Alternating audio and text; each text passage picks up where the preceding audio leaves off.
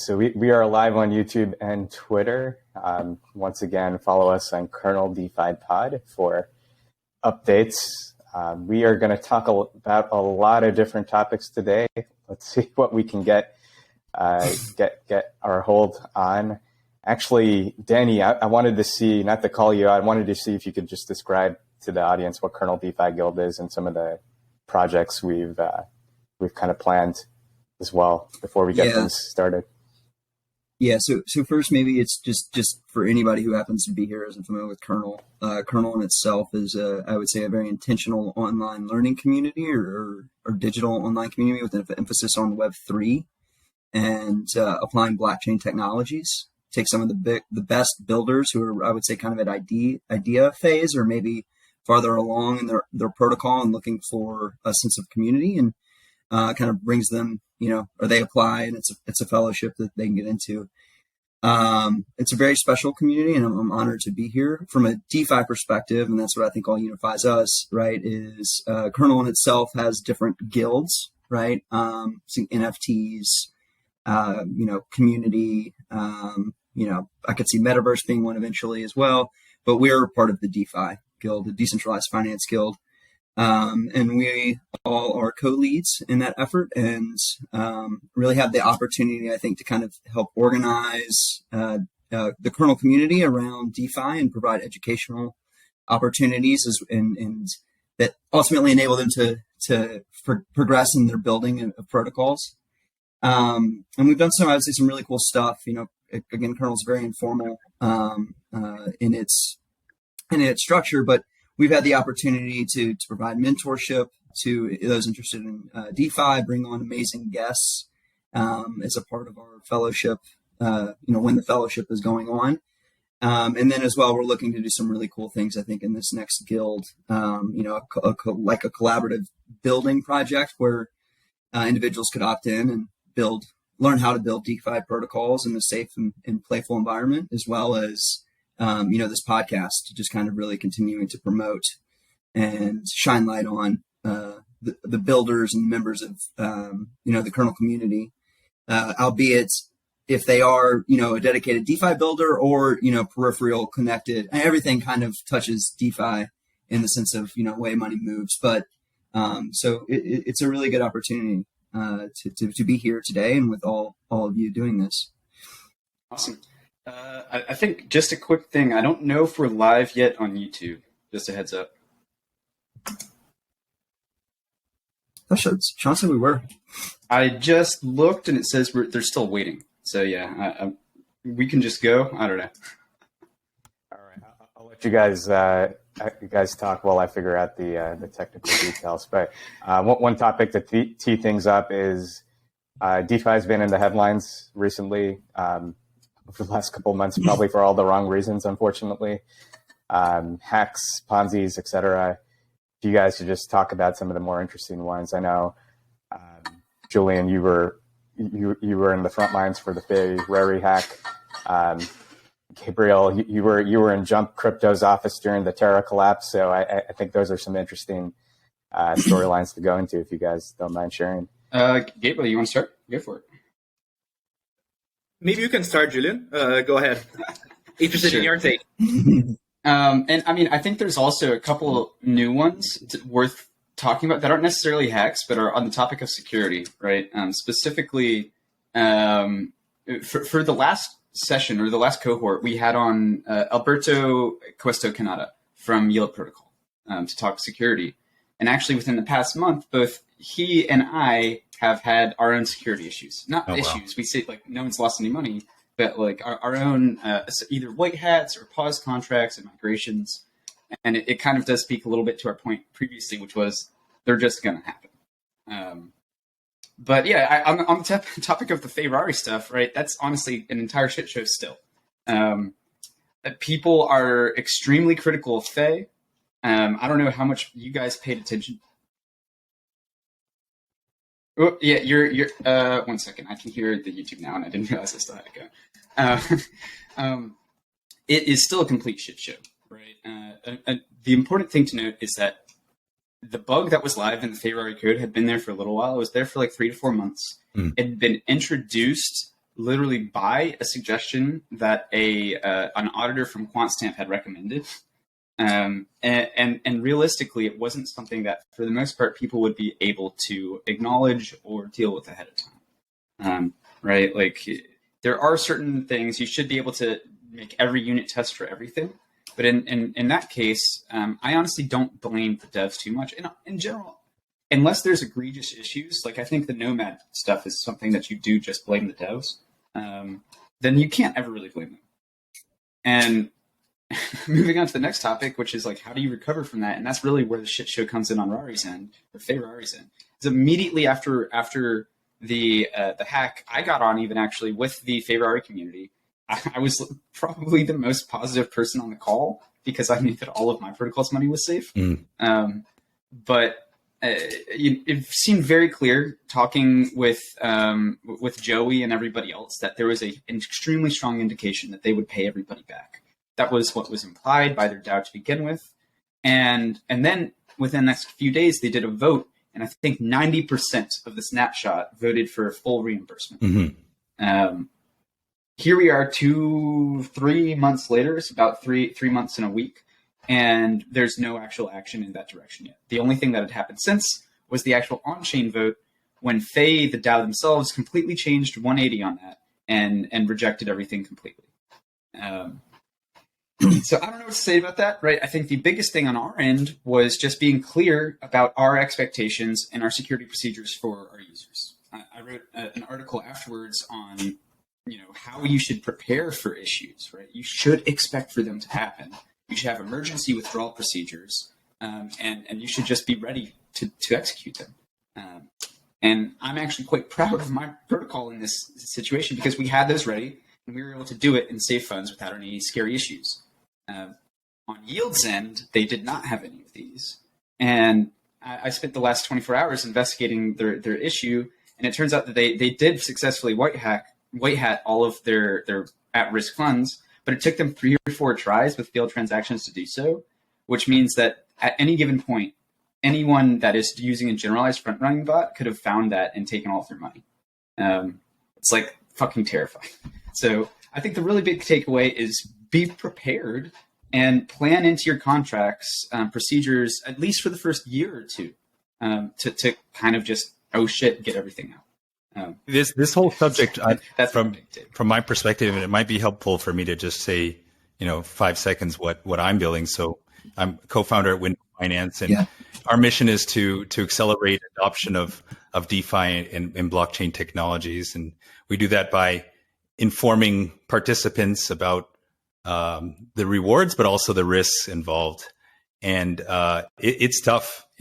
We talk to a lot of family offices and more traditional investors, and whatever reason we can give of, it was this or it was that, don't worry about this, that they just basically listen to the headlines of, DeFi is too risky.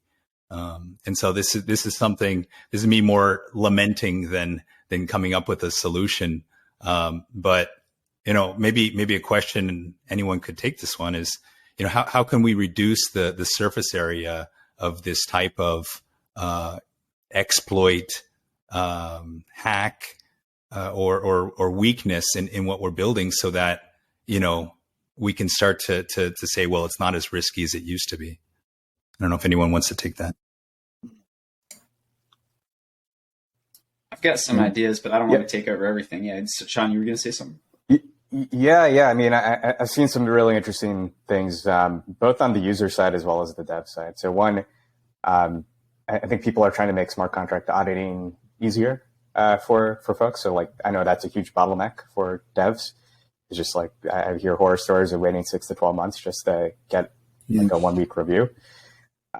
So I've talked to some teams that are automating that process. I think on the consumer side, some interesting companies that are focused on real-time hack protection. So being able to monitor your wallet, and when you start to notice that there's drains, basically performing some sort of self-mev action to halt that trade, I think is an interesting opportunity. But curious to hear what you all have heard as well. Like the other thing, I just spoke with Sam Blackshear from Miston Labs, and even at the programming language level, there's an opportunity to think about how smart contract languages are designed better, and now Move is being used across the kind of Aptos, Mist and Sui level, and I think that's an opportunity for other types of controls to be put in.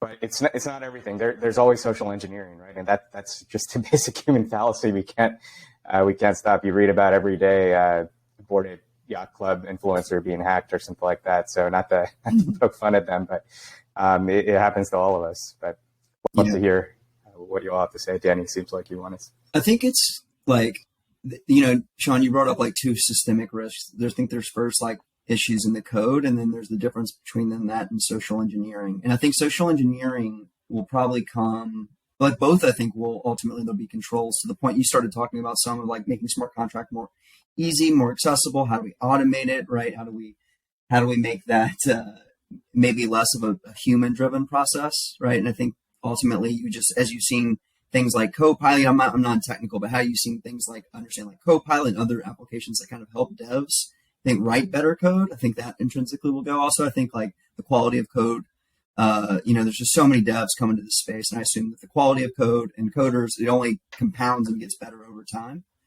So I think that there's an element of the code itself getting better and the devs writing it better. I also think, to your point, that there's going to be certain applications that help. Yeah, I think it's really cool that there's like automations potentially that, hey, notice there's an issue's happening. How do we like stop and mitigate that?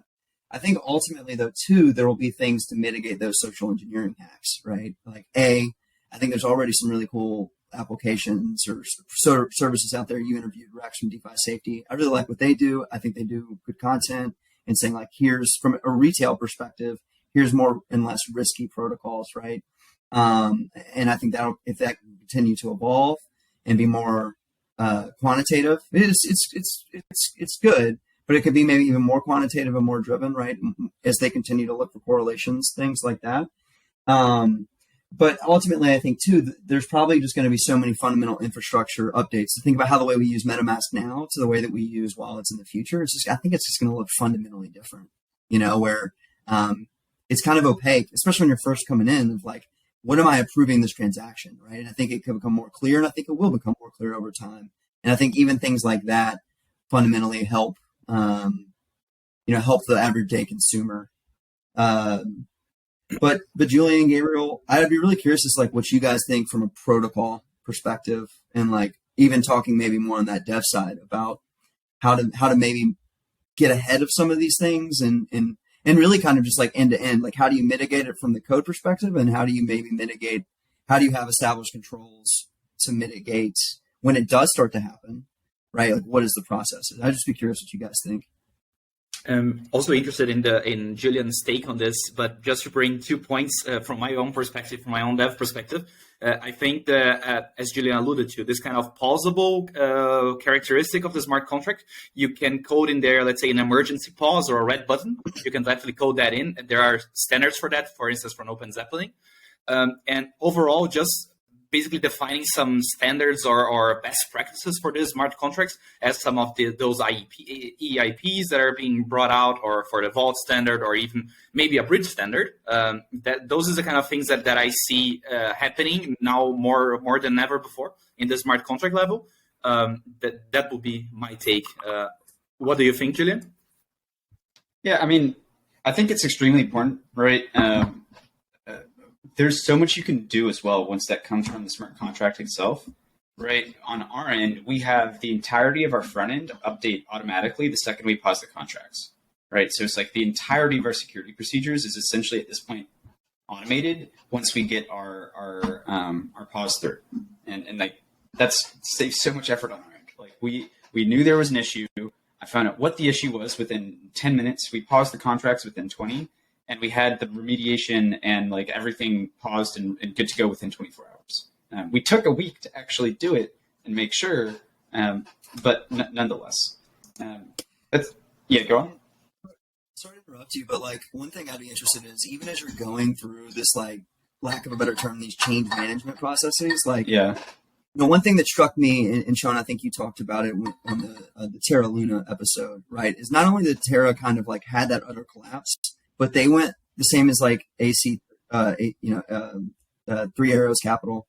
They like went radio silent on people. So I'd be curious as to like how, when you're going through this transition, like how you consider depends the engaging project.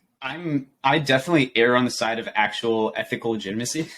Right. So you're like want to be to the extent that it doesn't create added risk. You want to to an extent, maybe not like over communicate. We didn't immediately ping everybody because no funds were at risk. We pinged everybody like at the end of that hour after we were done with everything. Right.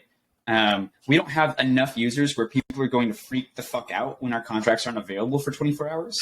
So that wasn't as big a deal for us. But the important thing, a lot of it is in the wording actually of what you're saying, not about whether you're saying it, right? And I'm going to call out Sense Protocol, which is one of our potential competitors. I actually very much like the founders, so this is not any slight towards them or even the project. But they had an issue recently where they were incorrectly distributing the yield from their protocol, and it's a yield tokenization protocol, so it's pretty integral. And they had to completely migrate their contracts. And they phrased this as like not a security issue or like an actual issue, but as like stars and like happiness, like rainbows of we're upgrading our contracts and this is such a good thing. And that is the actual. That's the issue. You cannot just to throw something in here. So one of the parts of our project that we're really working on a lot is providing transparency and visibility on multiple different protocols. I mean, the goal is to have an apples to apples comparison across projects for common metrics. But as we dig in, of course, we have to look at the smart contracts to be able to pull the right variables and what have you. And we're discovering some kind of crazy stuff. It's we're oftentimes reporting inconsistencies, calculation errors. Sometimes people are doing things in just funny ways, and it's a bit shocking. Just one more point. I think this segues really well. No, I just wanted to add one thing that I think maybe could help the situation. Is another project that came out of Kernel, which was DeFi safety. It's a huge step in the right direction. It's not a complete solution, but they're coming up with a set of standards by which DeFi projects are judged, and it's focused a lot more on the documentation about the code quality. It's not an audit, but they look at how the audits are being done.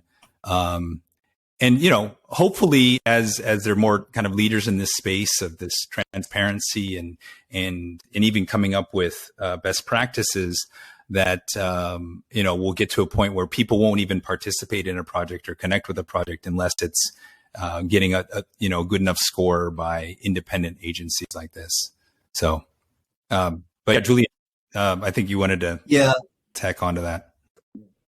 Well, I think it segues really well. Actually, I thought you were also going to mention a different project coming out of Kernel, Sherlock. And Sherlock started as pretty much purely an insurance protocol where they were having the same issues you're just talking about. It's impossible to actually price the real risk. That's just kind of the truth. So Sherlock is over time, they first worked with Rajiv from Securium and like a bunch of various security projects. And this ended up turning into them ending up with an entire security team. And now they're effectively an auditor. So in order to even get coverage through Sherlock, you have to go through their auditing process. It makes a lot of sense. And I think that's really interesting. And that does, that segues to my next point, which is like the easiest and best way in code, in my opinion, is not in code, but to cover this is through incentives. I think that in the case of most DeFi protocols, you should be having a safety module. This is a easy thing to throw into your tokenomics, which I very much like, and helps prevent you becoming a security. But more than that, at a base level, it gives people confidence in your protocol.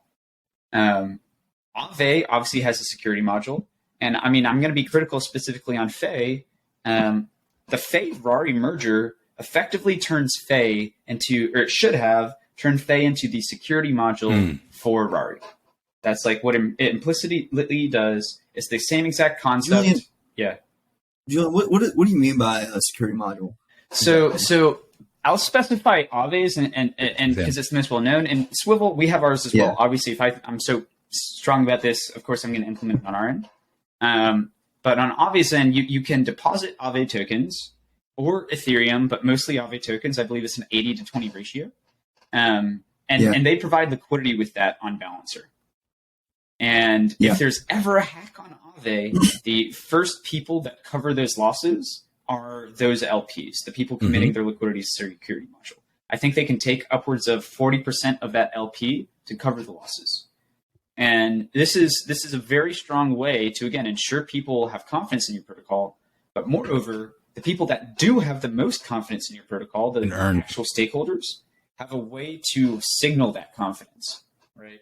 Yeah. So effectively what you're saying is, right, like the way that it's structured is LPs assume some of the risk, and ergo the LPs that come to it are like, I need to have confidence in this and that. When they do have confidence in that, it signals, hey, that this is a trustworthy and it's protocol, then right? From at least as an American developer's perspective, there is some defense here legally. I'm not a lawyer, so don't actually look at this. But the idea is that the only people that are profiting off of any revenues from the protocol, then, like, all of that revenue can be directed to these security module insurers, right?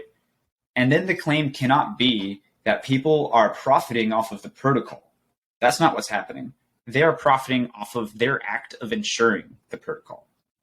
And that is very different. That essentially changes the dynamic from being, okay, they're just profiting from buying this thing and it being a security, to they actively are putting up their stake, doing something, and earning that revenue. Just to, I think literally, and I would say, to tack onto this real quick, in my opinion, credible insurance, so like high level credible insurance of I'm protected if there's a hack, if there's some funky governance business going on, if there's some bridge exploit.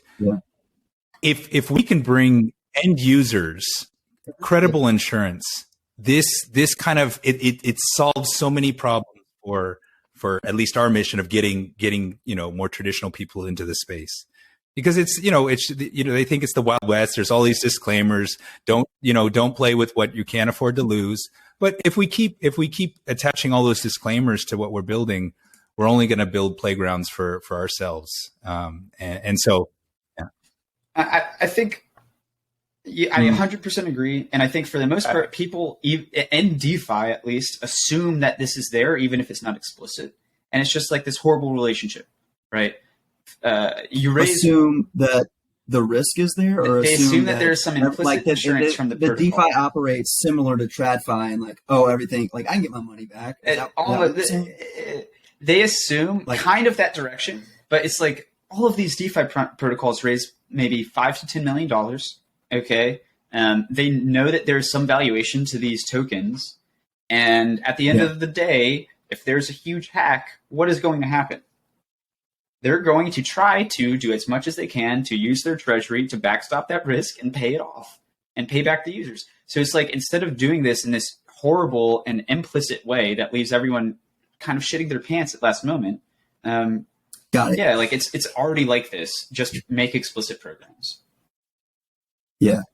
I think this need is going to persist, especially as we see the proliferation of DeFi mullets, which are basically fintech on the front, DeFi on the back, right? So consumers are going to expect the kind of security and safety of fintech, especially as this persists across the rest of the non-US world as well, and DeFi becomes a really valid alternative. I wanted to see, Greg, you talked about insurance and you brought it up, and also others have talked about it. Have you all looked into Nexus Mutual? I know that's been a insurance company that's been a decentralized insurance protocol that's been around for a little while. Seen a lot of different scenarios, but what types of insurance options exist out there right now? You guys want to go for it? Because I've done a lot of research on this and I would just power through. Yeah, go for it. I'd love to Because actually hear. I might have heard of a few different projects, Nexus, of course, being one, but I still haven't found what I'm looking for, in the words of Bono, because it leaves a lot to be desired. Well, That's what I've heard.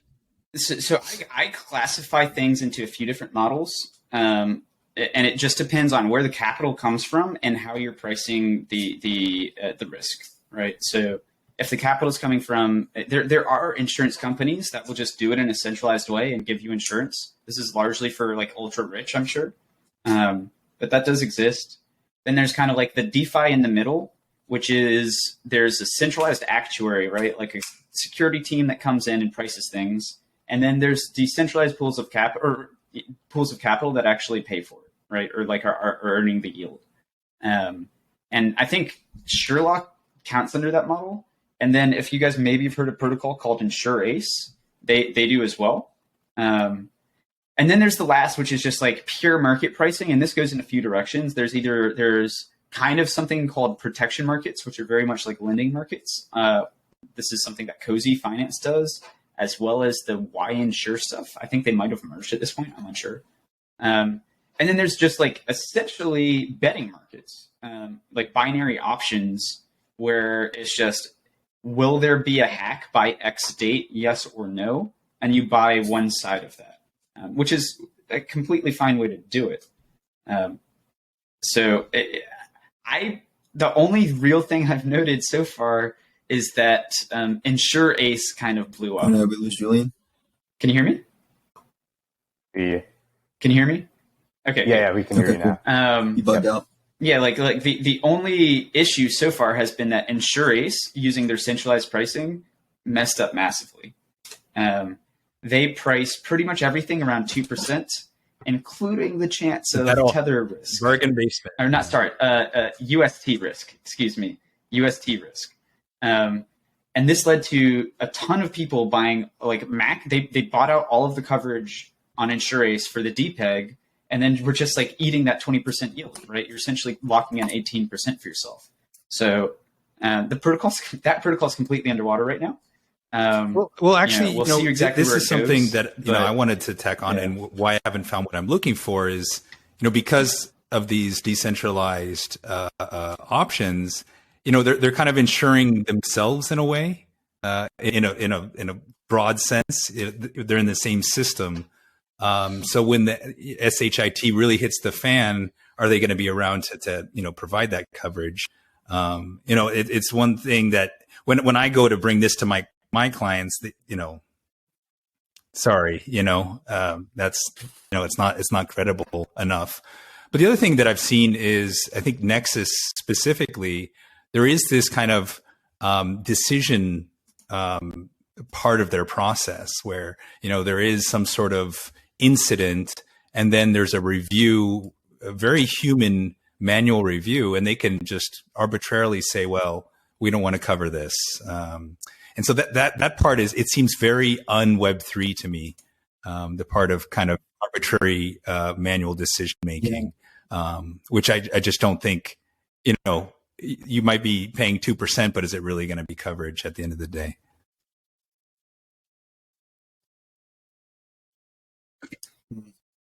Seems like very centralized. Yeah. Yeah. Do you guys know maybe Claros? Have you heard of Claros? I think that's like... Claros, yeah. Is that the identity verification, right? That's a different one that starts with a K, but it's pretty close. Okay. We're talking about Claros is like a decentralized court. I don't honestly know that much about the implementation or anything, but I think that's what a lot of people are turning to make these decisions about whether to actually make the payout.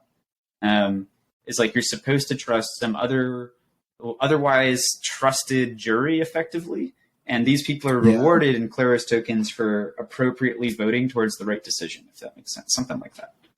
Who makes who's paying out, who's making effectively the determination that was the right decision, and ergo allocating that capital to, I think majority who's the arbiter there, because it just sounds like another layer of, don't quote you know me. what I mean?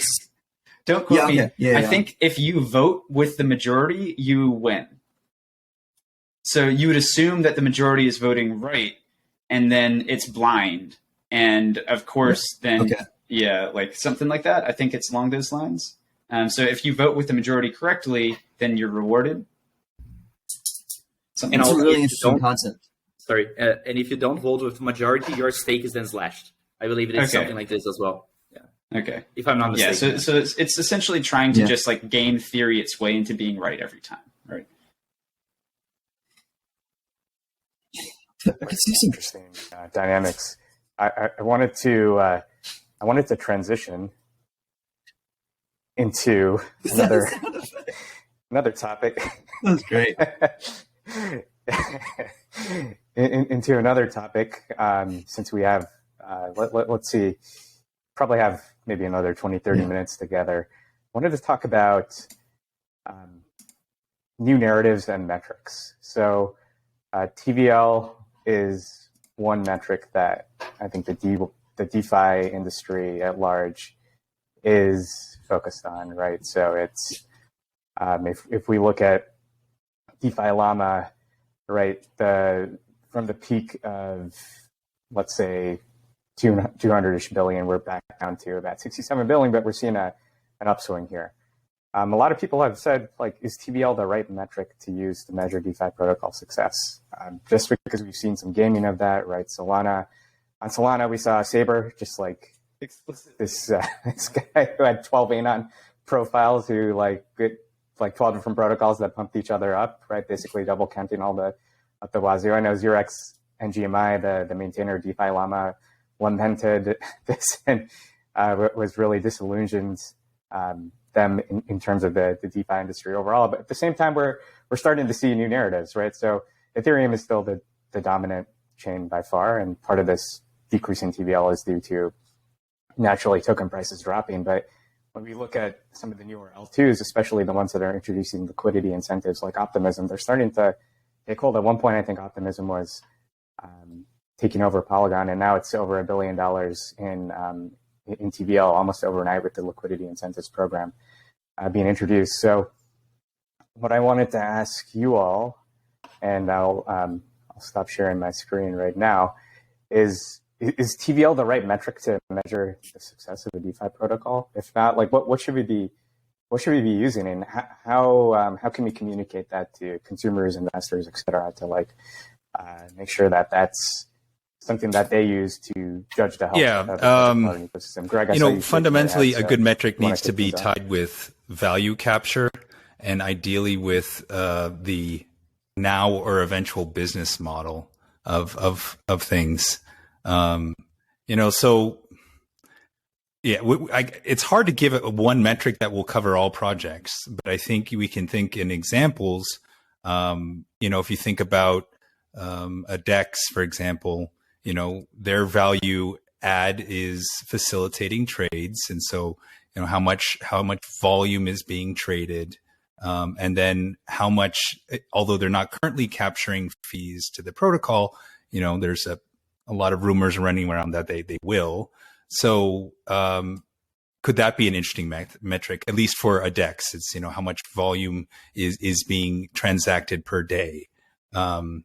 It's a tough one, but at the end of the day, if it's like these inflated kind of incentive, just artificial incentive inflated metrics, it doesn't work.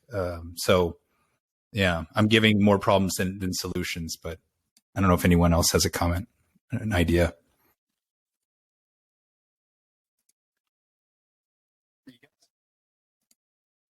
I'll go for it. I think it depends just completely on the project, right? I think it makes sense for stuff like straight lending protocols where, their revenue is based on how much they have deposited, right? That's pretty simply all they do. For folks like ourselves, it's literally a complete sham metric, right? I think so Swivel is a yield tokenization protocol that takes the yield-bearing deposit on places like Compound, Aave, et cetera, and splits it apart from the actual deposit itself. And this effectively means that split interest is sort of a derivative. And on our end, the way that we make money is when people actually actively trade that derivative. So we actually specifically have a bunch of competitors using AMMs, and to attract liquidity, or just in general keep things sufficient, they have to have a way higher TVL. They have to provide incentives for that TVL. But what this leads to, again, because it's a derivative, we make nothing from that passivity, is a lot of these folks are giving out incentives, maybe like thousands a day, for what's maybe like 50 cents in revenue a day, to like $1 for some of these guys. Maybe more. I'm probably underselling it there, but like it's really nowhere close. And on our end, I mean, we use an order book, which means things are a bit fundamentally different. And our incentive scheme is specifically to incentivize volume rather than TVL. This means our TVL is like maybe 1/10 of someone like a competitor Element, but we do more volume than everybody else combined. So this means we have more revenue than everybody else combined. Still, I don't think is quite break even. Like that's the DeFi thing. But yeah, like it depends on the project. For DEXs, it's different. A lot of folks, let's say for Uniswap, they don't even have a protocol fee right now. I think that's actually another interesting conversation. Is a lot of people came out and said that the average Uniswap LP is losing money, but that's the point. So I don't know if you can actually even like gauge anything on that. Yeah, I don't know. TLDR, it depends. Yeah, I agree. So yeah, here in revenue volume, Gabriel, go ahead. Like just my sense here, what I wanted to add. I was a couple of weeks back at ECC in Paris, and one of the talks I heard there was Kane there from Synthetics, and he mentioned more or less this point that Greg brought up regarding this product market fit of protocols, and that means instead of TVL, the metric, in his opinion, should be the fees collected by the protocol, which would then be a representative, so a KPI of this product market fit, which is very important right now since it's a building phase, it's a bear market, or let's call it bear market right now. So yeah, I completely agree with what you said of fees, and it remains to be seen how will this picture change regarding collection of fees now only for LPs or the only really thing I'll tack on. Sorry, just the only thing I would tack onto that is I think it's a legitimate business strategy to not turn on fees, but know that you can. So, it's just common, Facebook, many projects were like this, even Uber, they were, I think they should be judged on the potential of the fees, potential fees captured, and not just the current fees, especially for projects like Uniswap, because by that metric, Uniswap would be worth nothing. Yeah. It's almost like almost like a major social platform, like you mentioned, being free to grow significantly, and then turning on monetization ads, and ultimately users will stay if they have product market fit.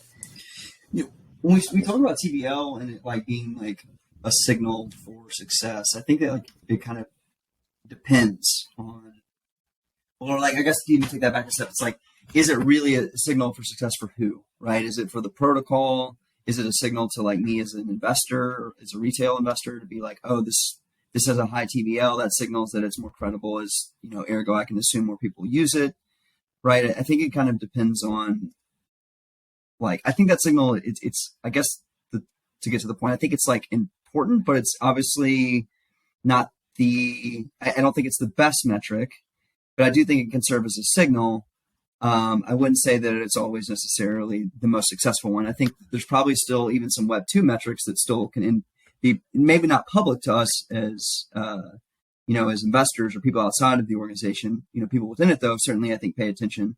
And I'd be interested, Julian, right, and Gabriel and Greg, to what you guys think. But like, I still feel like there's a large degree of Web 2 metrics that are extremely relevant to indicate how a protocol success is doing, right? Like a burn rate, it has to be one of the most important metrics, especially now in kind of a bear market, right?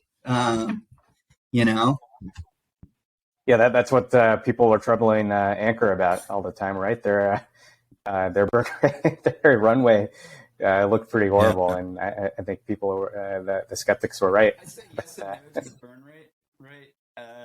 Yes. Historically, the issue is that if you're not willing to just throw money at things, Or you're going to fail any venture in crypto, for that. right? Because other people, and I'll even give myself as the example. Yeah, like we raised in the bear market a little over $1 million, and then we raised again last year, and we're very, very choosing with our investors. So we raised at a far lower valuation, and we raised a total of 5.15 million compared to some of our competitors that have raised like 30 plus. So, like, are they really doing anything wrong by throwing money at the issue? Probably not. That said, man, I don't even know if the metrics are so nebulous in Web3 that, and they're also paid for, that it's all just like, it's still so fundamental for me that I barely pay attention to many of them. Right? Like, yeah. How many of the metrics are just like directly correlated? Yeah, like into the market. That's kind of the point, right? And especially with, let's say, if a protocol is getting $30 million in their Series A, right? Then of course this is going to come along with a large amount of deposits into the protocol from the same investors, and then those investors, let's say, they might have heard about some airdrop in the example of Ribbon, and then all of a sudden there's like a few $1 million across a few hundred accounts that all look like real people, and are effectively making your metrics look amazing. When Danny mentioned Web 2 metrics, the first thing that came to mind, because I've done some Web 2 stuff, are user retention. Kind of this, you've got people in, that's cool, but can you keep them, and how active are they? Because just someone registered is not enough. Again, it would have to be a project to project thing, a lending borrowing protocol. You're not going to have daily actives as being the primary, but for other projects, maybe it would be. But I would love to think about that as potential, adding to the toolkit of metrics to be adopted. I don't know if you guys have any thoughts on that.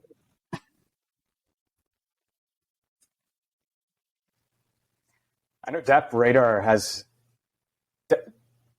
some good metrics on. I think active users over how few 7-day, 3-day period. Sometimes when I look at it, I'm just like surprised at how few users there are. Yeah. Right.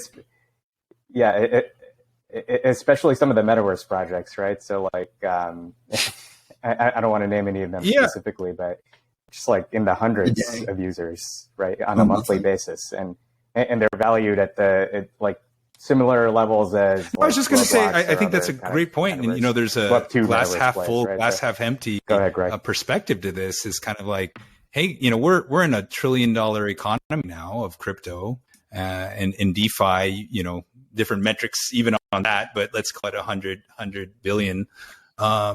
And many of these projects have 100, maybe 1,000 active users. So glass half empty, Jesus, things that really sucks. Glass half full, we built $1 trillion economy on this number of users. Can you imagine how it's going to be once we get real mainstream adoption? I mean, that's the way I think about things. But just to put some spice into that, I think this is really only going to happen once we think of more real world applications. Meaning, we got to think of off-chain, on-chain stuff, how we're adding value a little bit out of the metaverse, as well as the cool stuff that we're doing in our own universe here.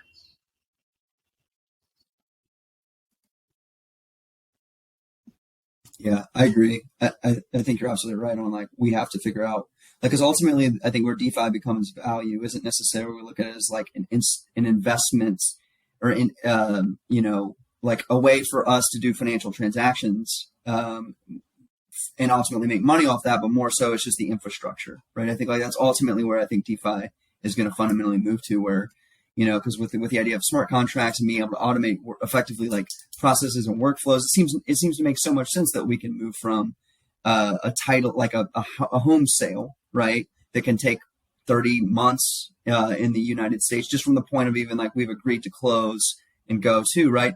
That continuously can be on chain. It can be like effectively turned into, only the amount of time necessary to effectively review the deal and validate, have stage gates along the way. So it could go from, 30-day process to like hours if we needed to, maybe a week is probably a more realistic thing just to make sure each party has the opportunity to review things. And I think the more we move towards that use case and right where even let's say institutions are using the efficiency of blockchain technology to facilitate payments amongst each other. I think like once we get there, that's where I think DeFi really starts to like unlock its true potential. I kind of agree with you. Like I got the Oculus in the other room, metaverse. I think there's a huge use case for it in gaming. I see that immediately in the shorter term. I question sometimes some a little bit more of the longer term of are we really going to be all meeting in the metaverse for work and all these other, we will maybe, but I don't think necessarily that's going to lead to more contentment or fulfillment. I don't think it's going to make us, I don't think that it's going to be like a net positive necessarily to society to just be living in the metaverse as opposed to living in the real world. I mean, they're to kind of show mental health can go down for people who use. What's your definition of metaverse? That's another, at least a 1 hour. Good point. That's a nebulous, elusive term. I would, yeah, just about that. I think that there's a lot of different ways to capture it, right? I would say less about it on the spectrum of centralized versus decentralized, but more as this like a digital world where individuals can interact and engage with each other. I think that, again, there's a spectrum of like, is it immersive or not? And I think more immersive definitely is getting more in the space of the metaverse, but like we use GatherTown, right? And I would say GatherTown is on that spectrum of counting itself in the metaverse in some sense, right? Where it's a meeting place for us to come digitally and engage with each other. So, but I don't know. What do you think? That's like my point of view, or what's how I look at it. I define it, or like I don't know. This is me making something up right now, so keep that in mind. But I was kind of yeah. I define it mostly as some like the ability to live digitally, right? And this to me isn't just like a game, but this is either all of your social interactions and all that. That's what most people focus on, or a way to live, right? Make money. And I, for the longest time, have literally just wanted that to be all people do, is inject crypto payment rails into video games and to provide incentivization schemes. I think historically, so for context, I played MOBAs professionally before I did crypto. And I got up to the final game where if we had won, we would be playing in the LCS for League of Legends, etc. And by final game, I mean that they had provided an incentivization structure where anybody in the world could go play this tournament. And if you won your way all the way up through the tournament, you would face the last team in the pro league. And if you beat them, you were pro. It was that simple. You could live and you knew exactly how to go from A to B and become a professional. And for me, the extension of this and how you really live in the metaverse is you just pay your best players, right? Like how much does it really cost to, on average, pay the top 500 Overwatch players $50,000 a year? And how much do you really get in advertising value from doing so? It's huge. The incentivization from the top down, just by paying your best players, is insane. People go fucking insane right now just for a little badge on the profile. What will they do for $50,000? That's true. Do you? Yeah. It seems like we can't escape the attention economy, right? What I'm hearing is we're still capitalizing on attention, right? That's where we're already at, and it just seems like the issue there is legal, honestly, where like it would kind of turn into child slaves, right? Like it's all children that's earning this money. So I get that, but fuck it. Just like get some international crypto company that just makes a regular game and pays people, and like just change the incentivization scheme. To me, in theory, that makes more sense. But then you look at like Axie Infinity, right? Which, I don't want to use the P word, but it certainly relied on, individuals, like you had to assume that someone would come and buy your Axie, right, for more money than you either earned for it or paid for it itself, right? And that clearly isn't a sustainable structure, right? So as soon as that incentive financial kind of went down, and clearly they had the bridge hack, right? That liquidity left that project so quickly, right? And that was the benchmark of play to earn and the future, right? Like all this and that. And I just think, to me, it makes me question, like, I do think that there's a world where like the best gamers in the world should be incentivized for that. That is a skill. See, right? that's the difference, though, is they weren't incentivizing the best gamers. That was like, it's the difference between pay to win and PvP, right? Like, if you're play to win. Pay to win is like the biggest criticism you can give of a game these days, in that you join it and you're leveling up, and then they give you an option to spend 5,000 gold to skip 2 levels, and that 5,000 gold costs $9.50 or like $10, but the buy options are only up to $9.50. So you actually have to buy it twice, right? Like there's these bullshit tricks that people use, and this is Axie, right? Like you had to buy your characters, you could buy the best characters to be successful, and blah blah blah. I'm sure there was some dynamic to it that was competitive, but you compare that to I just want to sell copies of my game and or sell skins, right? Like, how many players will I attract by ensuring that there is a competitive, professional, public scene that anyone can partake in? And for me, like, it's not even close. Again, the reason League of Legends is the game it is today is because of that incentivization scheme. And this has led to the toxic environment that League of Legends is today, and just the insane competitiveness that is from bronze up, from like average people up. People will go insane playing that game, and it's for a reason, right? It comes from somewhere. I'm just waiting for people to do this, right? Riot was planning to with their with Valorant. This was like a big rumor for Valorant, but I guarantee you that again they hit regulatory issues, which Web3 companies. You referenced the P word. I think Danny referenced the P word.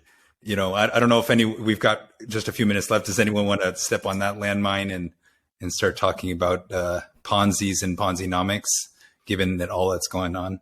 Or Shawn, would you like to save that for another? Okay. They're called flywheels, okay? It depends on when you sold in the Ponzi, I think, I wonder if we could end on a funny note and talk about some of the new narratives. The new narratives that... the new narratives which we think I've learned. It's some excellent. Sorry. So the Ponzi's are all deflated at this point, even Steppen. But why don't we talk about some of the new narratives? And I think that'll set the vibe for good exit. So I wanted to talk about. So one thing that a few of us are involved with is the NFT financialization space. So Greg, Danny, and myself are going to be helping out with a hackathon that we are working with Macro Hacks as well as 1KX on. So would definitely recommend folks to build in this hackathon, which is really focused on how do we introduce new DeFi primitives within the NFT space? There's a lot of interesting sponsors like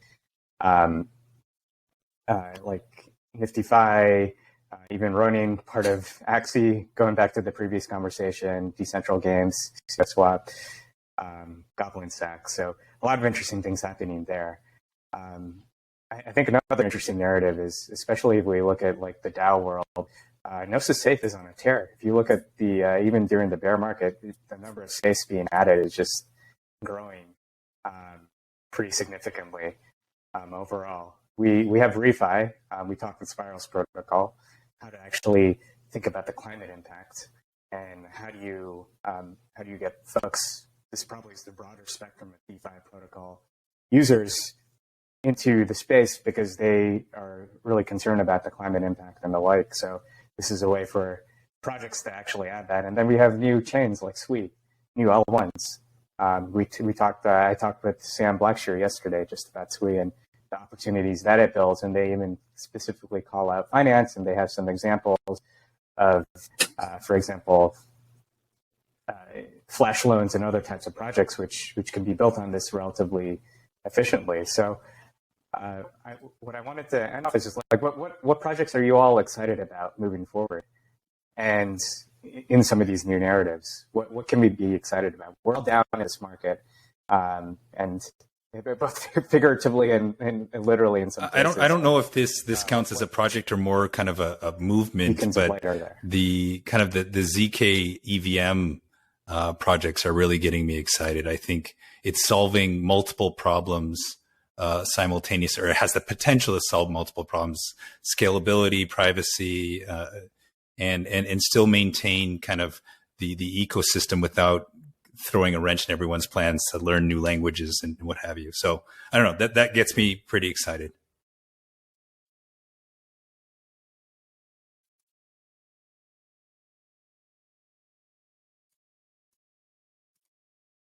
I think that people underestimate how much is going on in DeFi. And I think a lot of developers and people in general are still scared to go to the next level of rehypothecation. In that, right now there's protocols like myself, like Swivel, where we're built on top of Compound. And, in general, a lot of people are willing to accept this one layer of, DeFi. They call it building blocks, but there's really only like one floor. And I think really that next step is what we're going to be seeing, right? We saw an explosion of funding last year for DeFi projects, which are doing that that next layer.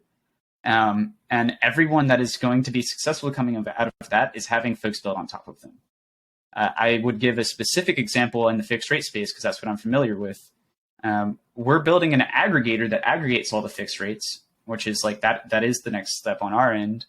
And then beyond that, there's a really cool protocol called Contango, which is building expirable futures markets on top of fixed rates as well.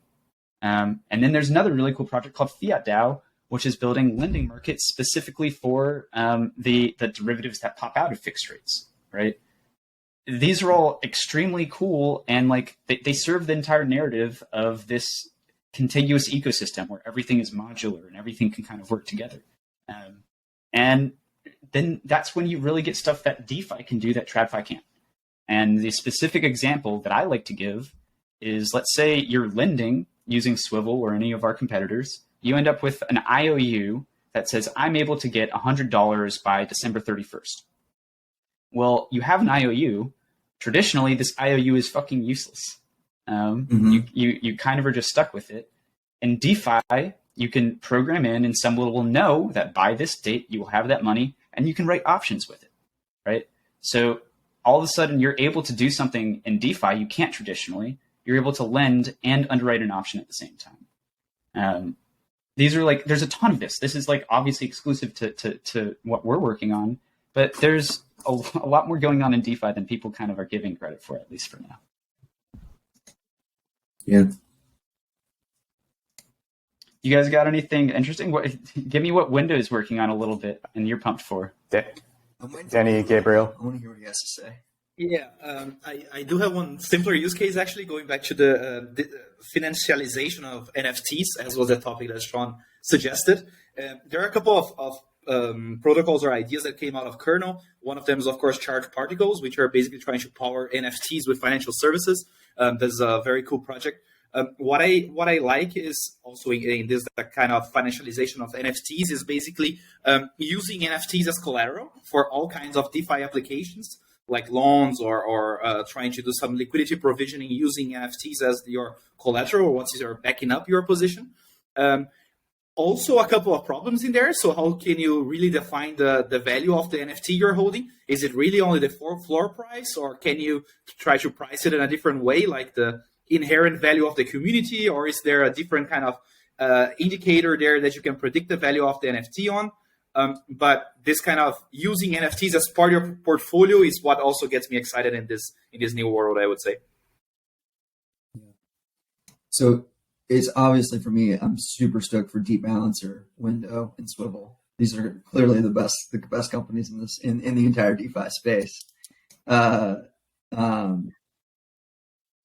Yeah, for sure. Bring on DeFi Summer 3.0. These guys, watch out for these guys. A couple things that I think are certainly, I think in this next wave, right, is thinking about DAOs. I'm pretty, like, I think that there's a lot of opportunity to really harness, bring capital together. Shawn, I know you're very bullish on investment DAOs, and I think that that's makes so much sense. And so I think that there's a huge element of treasury management within that, and really being able to use that capital that maybe would just be sitting there and deploy it in ways that traditionally I don't think normal finance would allow for, right? So I think there's something there.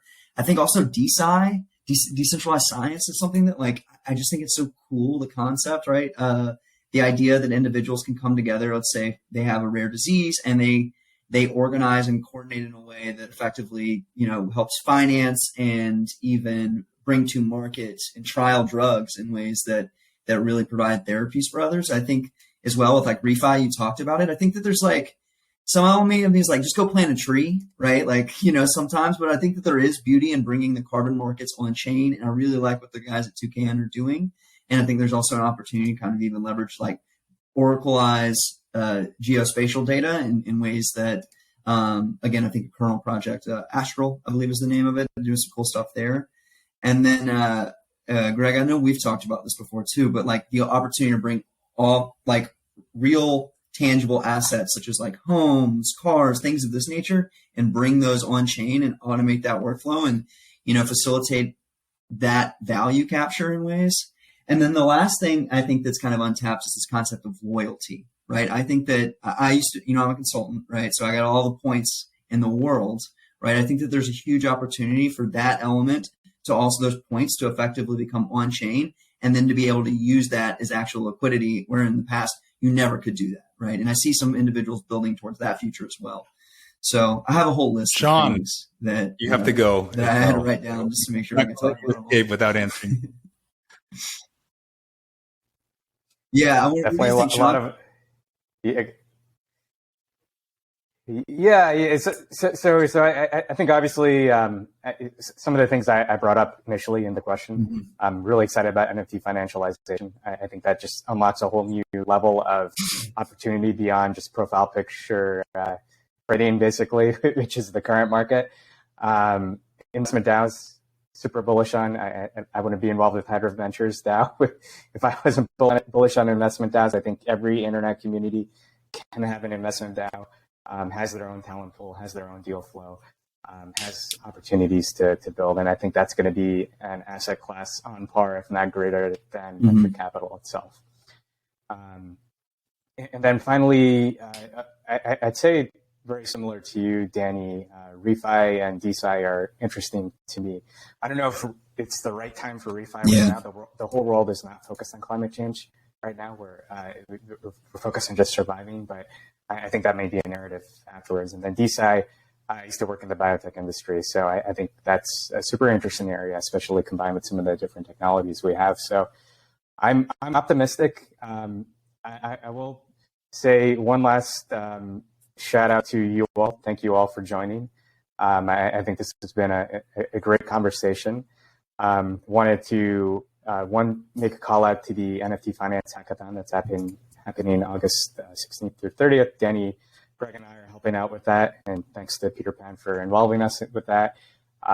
Gitcoin is running a Money Legos hackathon starting Monday, so definitely encourage others to join. And we are really excited about the start of the KB7 Fellowship on September 9th. So we have a lot in store. I think we have a second kind of live-ish podcast that we're planning to share more details about that. So stay tuned for that. I think probably early mid-September. And with that, I'll make it a wrap.